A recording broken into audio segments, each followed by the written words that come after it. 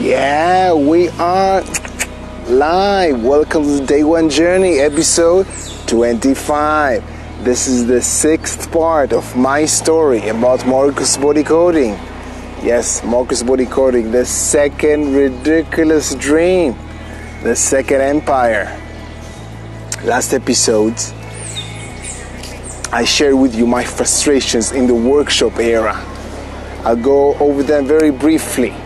The workshops were either super basic or super advanced, so I didn't find myself. Second thing, they were always teaching the body movement with the footwork together, so I was mixing everything up. And the third thing, they had no names for the moves, and the sequences were just so long. So I was always struggling to think what comes next instead of focusing on the technique, what I wanted to learn at the moment. So that was the workshop era. So I tried to take my best out of it. I took everything, I took the videos, I went home and I tried to break this stuff down and practice on my own, and I wasn't really sure how to do that. I also remember I spoke with Itai Benda. I think I mentioned him before. One of my inspirations, one of my first salsa teachers. One time after class, I went to him and I was asking him if he practices alone. Then I asked him, what does he do? And how long does it take? I asked a few questions, and the only thing he said to me, or the only thing I remember, was he was practicing few hours every day in front of the mirror at home. And this is what I understood. Yet I didn't understand how I can how can I use that? But still it was kind of liberating, because I know it's up to me. I can practice on my own. No excuses, I don't need a partner to practice with.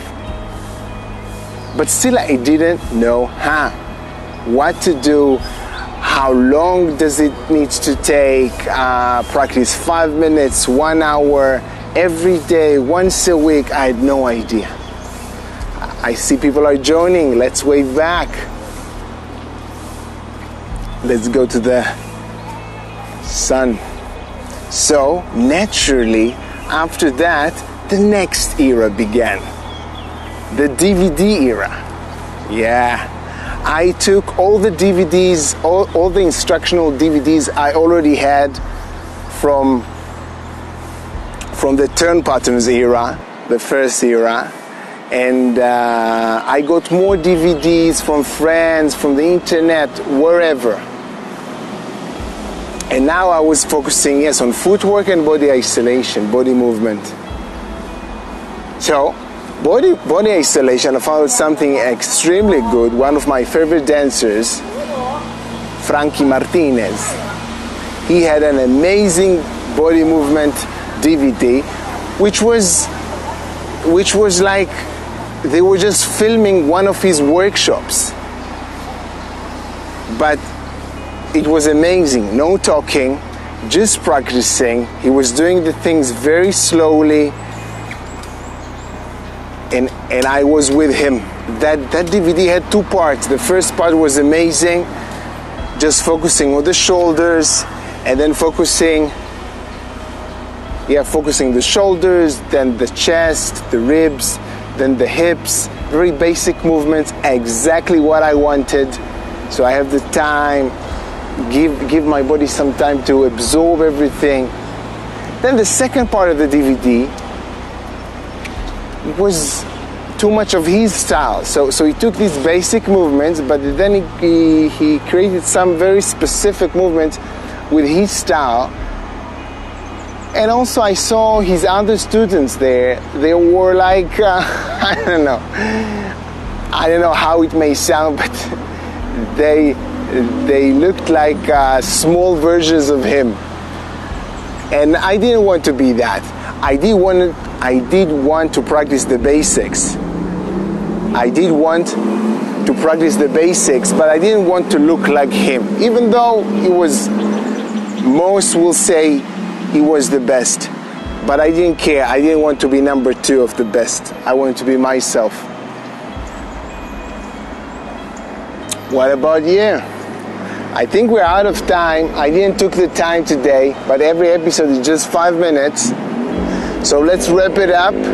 Next episode I will tell you about the DVDs with the shines and footwork. There was a lot of work there, a lot of tips I got from there. But back to you. I want you to think about what are your skills that you want to master. I wanted to master these body movement and footwork to create my style, but don't think about dance. Not necessarily salsa, not necessarily dance. What skills you want to work on? And maybe you are not sure how to work on them. Think about it. Who can you ask some advice? Search maybe on Google. Get some ideas. How can you master your craft? How can you work on your skills? I tell you a secret. It's up to you. Just put the work, put the time, put the research. Because when you get better, everything gets better. So, back to you. Give it 5 minutes today. Just 5 minutes. Do something. Research, practice, something. And until tomorrow, have an amazing day. And how we like to call that, have a great day 1.